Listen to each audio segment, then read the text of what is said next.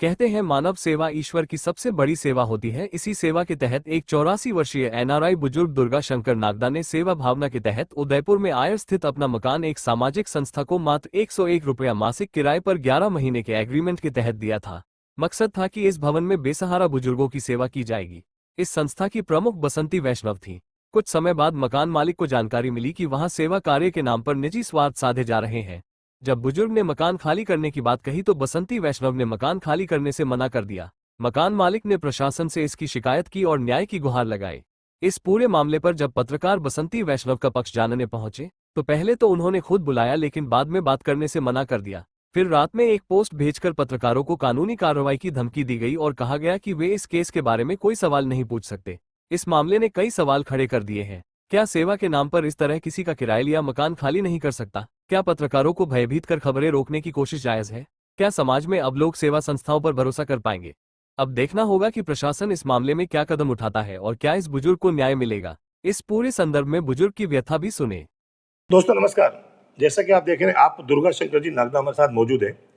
इनके साथ क्या घटना घटी, इन्होंने अपना एक ऊपरी फ्लोर जो था वो मात्र 101 रुपये किराए में एक महिला को दिया, जिसका नाम बसंती वैष्णव बताया जा रहा है। तो आइए उनसे सुनते हैं उनकी जो पीड़ा है उनकी उसके बारे में। दादा तो आप बताएं, आपकी क्या पीड़ा है, किस तरह से आपने उनको, आपके पहले तो बसंती वैष्णव संपर्क में कैसे आई? नमस्कार। मैं आपसे इतना कहना चाहता हूं कि एक डॉक्टर ओपी महात्मा थे और अनफॉर्चुनेटली उनका देहांत हो गया 4 जनवरी को।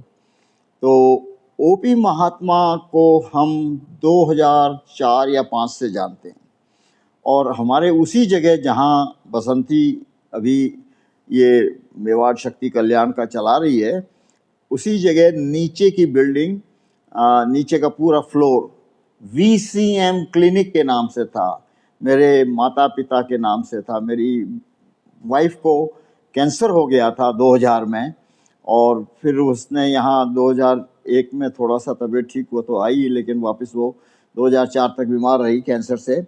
तो उसने इस बिल्डिंग को बनवाया और हमारे साले साहब ने और एक हमारा भांजा है चंद्रशेखर नागदा, उन्होंने इस बिल्डिंग को बनवाया और फिर हमने वहाँ पर VCM क्लिनिक शुरू किया, वर्दीबाई चुन्नीलाल मेमोरियल क्लिनिक।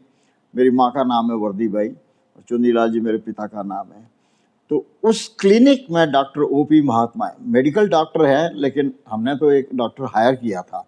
लेकिन ओपी महात्मा की गाइडेंस में बहुत छोटी चीज़ थी, 3 स्टाफ था, खाली एक कंपाउंडर था, एक मैनेजर था और एक डॉक्टर था और एक लेबोरेटरी में पार्ट टाइम लेबोरेटरी असिस्टेंट था, वो टेस्ट वगैरह करता था। तो उस समय से हम ओपी महात्मा को जानते हैं और ओपी महात्मा साहब ने बहुत अच्छा काम किया हमारे लिए और 2011-12 में तक VCM क्लिनिक चला। हम सिर्फ BPL कार्ड वालों को ही इलाज फ्री में करते थे और बाकी कोई भी आओ, धनी आओ, कोई भी आदमी आओ ऐड का कहीं का भी, तो डॉक्टर उसको फ्री देख लेगा, लेकिन दवाएं हम फ्री उसको नहीं देंगे जब तक BPL कार्ड उसके नहीं होगा। तो ये हम करते थे। तो उन्होंने अच्छा किया, तो वो उनको मैं जानता था, तो वो इस महिला को लेके आए मेरे पास में और ये बोला कि अच्छा। उसके बाद मैं एक दफ़े किराया चला ना, उसके बाद में हमने गए 4 साल से वहाँ अपना घर आश्रम चला था और उन्होंने इतना अच्छा काम किया। वास्तव में मानव सेवा ही परमात्मा की सेवा है और ऐसे मनुष्य जो फुटपाथ पे रहते थे, आदमी थे सभी, तो वो किया। तो 4 साल तक वो चला, उनको भी वही सेम एग्रीमेंट था, रिटर्न एग्रीमेंट सेम था। तो इनको भी 101 में दिया था और वो बहुत अच्छा काम करते थे। तो भैया हमारा क्या, मैं आज 40-50 साल से बाहर हूँ, मेरी उम्र 84 ईयर है, मैं सीनियर सिटीजन, आप लोग कहते हो तो सीनियर सिटीजन है, और मैं 40-50 साल से बाहर हूँ। 69 में मैं गया था बाहर, उसके बाद 77 में मैं अमेरिका चला गया था। अमेरिका से मैं आया ही इसलिए था कि मैं सेवा का काम करूं, मानव जाति का। और अभी हमने चौहान साहब के मदद से एक अनाथालय देखा अभी, फिर उसके पहले हमने लास्ट महीने में, मैं हालांकि मैं चल नहीं सकता हूं, लेकिन एक आदमी है वो मुझे ले गया और अर्चना जी मुझे ले गई। तो ड्राइव वो किया है। तो मूक बधिर छात्राओं के वहाँ हम गए, उनको हमने मदद की। तो हमारा काम ही सेवा का काम है, सेवा ही परम धर्म है। रामायण में साफ लिखा है, सेवक सेव्य भाव बिनु भव सागर न तरई कोई। कोई भी भव सागर से तर नहीं सकता सेवा के भाव के बिना, और सेवा का भाव जब तक नहीं होगा सेवा होगी नहीं। तो हमने सेवा समझ के उसको दिया, और महात्मा साहब ने मुझे एश्योर किया कि ये 20-25 ऐसी महिलाएं जिनके बच्चे नहीं हैं, पति नहीं है, घर नहीं है, माँ बाप मर गए, बूढ़ी महिलाएं हैं। और उसने कहा, यहाँ तक बसंती जी ने ये कहा था कि एक औरत को तो कैंसर है, मैं उसका इलाज कराऊंगा, ठीक कराऊंगा। लेकिन अनफॉर्चुनेटली उसने कुछ किया नहीं, और मुझे बहुत बड़ा धोखा दे दिया उसने। और नहीं, आपको कब पता चला कि आपको धोखा मिला? मैं 12 अक्टूबर को उनको दिया था ये जगह। 12 अक्टूबर को मैंने उनको ये जगह दी थी, और अक्टूबर, नवंबर, दिसंबर 3 महीने तक मैं वहीं नीचे रहता था। तो मैं शाम को ऊपर जाता था, देखता था, उनके रजिस्टर वगैरह देखता था, और उन्होंने मुझे मेंबर बना दिया था। तो मैं मेंबर की हैसियत से वहाँ जाता था। मेवाड़ शक्ति कल्याण का मैं मेंबर हूँ, और शायद लाइफ मेंबर तो नहीं हूँ, लेकिन पता नहीं 2000 रुपये में कौन सा मेंबर बनते हैं। तो वो मेंबर था मैं, और अभी भी हूँ मेंबर। तो ऊपर जाके मैं क्या आपने 2000 रुपये दिए मेंबरशिप के? हाँ, उस संस्था को? हाँ, और मेंबर बनने के? बिल्कुल। और चलिए, मेरे पास रसीद है उसकी। जी आगे कंटिन्यू करें। और तो मैं वहाँ जाता था, उनको मदद करता था कि देखो अगर आपका ट्रस्ट है। मार्च 2023 में वो ट्रस्ट बनाया उसने, और मार्च 2024 में इनकम टैक्स को रिपोर्ट भेजनी पड़ती है, ऑडिट रिपोर्ट भेजनी पड़ती है, अकाउंट करना पड़ता है, कुछ नहीं किया। फिर मार्च 2025 आया जब उसने किया, मैंने उनको कहा दिसंबर में, तो मैं ऊपर गया तो देखा कि वहाँ पर उसके रिश्तेदार लोग, देवगढ़ मदारिया कहीं है, तो वहाँ से लोग आके वहाँ रुके हैं 2-3 दिन। तो मैंने उसको साफ कहा, मैंने कहा भाई इनको होटल में रुकाओ या चंपालाल धर्मशाला में रुकाओ। कहने का मतलब ये, जैसा आप चाह रहे थे वहाँ मानव सेवा हो सके, वो नहीं हो रही थी। वो नहीं हुई। ओके, बस वही, सिर्फ वो नहीं हुई। और आज की तारीख तक वहाँ 20 औरत छोड़ के 2-4 औरतें भी नहीं हैं जिनके खाट हो, जिनके कपड़े हों, जिनके खाना दे रहा हो, कोई वो नहीं है। तो और फिर अभी उसने एक लाइब्रेरी खोल दी वहाँ, ओपी महात्मा के नाम से, तो पुस्तकालय खोला। तो कहने का मतलब ये है कि वो उसको अपने निजी काम के लिए ले रही है, सेवा के काम के लिए नहीं ले रही है। अगर वो निजी काम के लिए ले रही है तो फिर वो किराया ले 20-25 हज़ार रुपये किराया मिलता था, उसका स्टूडेंट रहते थे। तो हमने उसको 1 से 1 में इसलिए दिया था कि जैसे अपना घर आश्रम वाली जनता की इतनी सेवा कर रहे हैं, मैं तो वहाँ रहा हूँ ना। तो जैसे अभी थोड़ी देर पहले आपने कहा मैं फॉरेन से आए इसीलिए हूँ मानव सेवा करने बिल्कुल। के लिए, तो आपने ये क्यों नहीं चाहा कि मैं वहाँ रह के वहाँ सेवा करूँ? वहीं तो रहता था। बसंती देवी को हाँ, बहुत देने वेरी गुड, का क्या मतलब? Very good question. मैं वहीं रहता था दिसंबर तक। अनफॉर्चुनेटली उसी जगह चौक में हम लोग बाहर जा रहे थे और मैं गिर गया तो मेरे ये टूट गई हड्डी। तो 5 तारीख को मेरे सर्जरी हुई सुधा हॉस्पिटल में, डॉक्टर मनीष अग्रवाल ने सर्जरी की। 6 को मुझे डिस्चार्ज किया। फिर मैं वहाँ नहीं गया, क्योंकि वहाँ सीढ़ियाँ हैं, चढ़ नहीं सकता था, इसलिए मैं यहाँ आया। ये मेरा मकान नहीं है, मैं यहाँ रह रहा हूँ खाली। और यहाँ तो मैं बैठना ही नहीं, कहीं इतना ऊंचा है कि ठंडा ही नहीं होता। पंखा था और पंखा हटवा दिया उन लोगों ने, मकान मालिक ने पंखा हटवा दिया। अब पंखे के बगैर कैसे बैठोगे गर्मियों में, यहाँ गर्मी खूब पड़ती है। तो इसलिए मैं यहाँ आया और तब से मैं यहीं हूँ। 2 महीने तो खाट में रहा था, पोटी भी खाट में की मैंने। आप उस बसंती देवी से वापस अपना जो फ्लोर दे रखा है आपने, हाँ, वो वापस लेने के लिए क्या कार्रवाई करी आप? हाँ, वो हमारे एग्रीमेंट जो है, रिटर्न एग्रीमेंट, उसमें साफ लिखा हुआ कि हम इसलिए दे रहे हैं कि 20-25 औरतों को रखेगी, निराश्रित औरतों को या निराश्रित लोगों को रखेगी। और सेकंड क्लॉज ये है कि कोई भी पार्टी 1 महीने का नोटिस देके खाली करा देगा। तुमको खाली करना है 1 महीने पहले हमको बोलो, हमको क्या खाली ये करा। चीज उस एग्रीमेंट में लिखी हुई है? बिल्कुल लिखी हुई है, ओके। आपने देखा होगा। कहीं ना कहीं आपने पढ़ा बसंती नहीं इसका वैष्णो का मतलब। यही मतलब कहना है कि मेरा 5 साल का एग्रीमेंट है। वो तो उससे झूठ क्या बोलती है, वो तो उसने तो लिया जो ही झूठ बोल के लिया है कि मैं ऐसे औरतों को रखूंगा, नहीं रखा।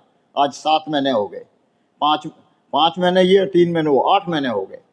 12 अक्टूबर से आज।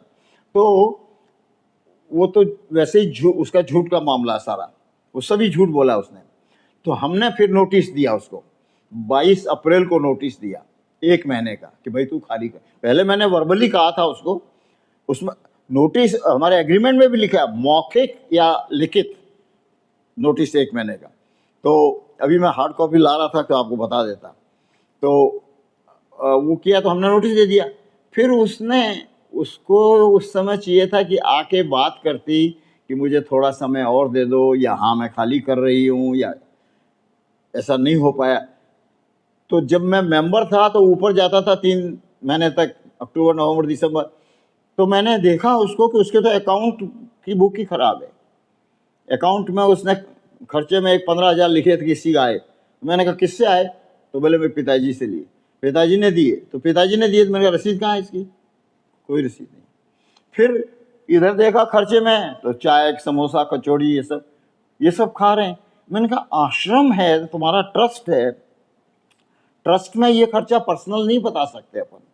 तो मैंने उनको काफ़ी मदद की, कोशिश की कि वो समझ जाए। फिर मैंने उनको बोला एक विजिटर बुक रखो, जिसमें कोई तुम्हारे ट्रस्ट पे विजिट करने आवे तो उसके दस्तखत लो, वो क्या उसने क्या सोचा है आपका, सब देख के क्या सोचा है, अच्छा सोचा, बुरा, जो भी लिखा है। तो मैंने उसको खूब कोशिश की मदद करने की, लेकिन अब वो पढ़ी लिखी नहीं है बेचारी, थोड़ी सी, लेकिन उसको लोगों का वो बहुत सारा है। कई लोग उसको भरमाते हैं, कई लोग एक अच्छावा है, अपने आप को वकील कहते हैं, है नहीं वकील। इसी तरह एक दूसरे जैन साहब है, उनके डायरेक्टर बने हुए हैं। मतलब सबसे मैंने बात की तो सभी ऐसे ही बात करते हैं, खाली मतलब आश्वासन उसको देते हैं। तो कुल ऐसा मिला के हुआ। बसंती देवी से लास्ट क्या आपकी बात हुई? लास्ट मेरी बात हुई थी नवंबर या दिसंबर में, जब मैंने उसको वर्बल कहा था कि खाली कर दो।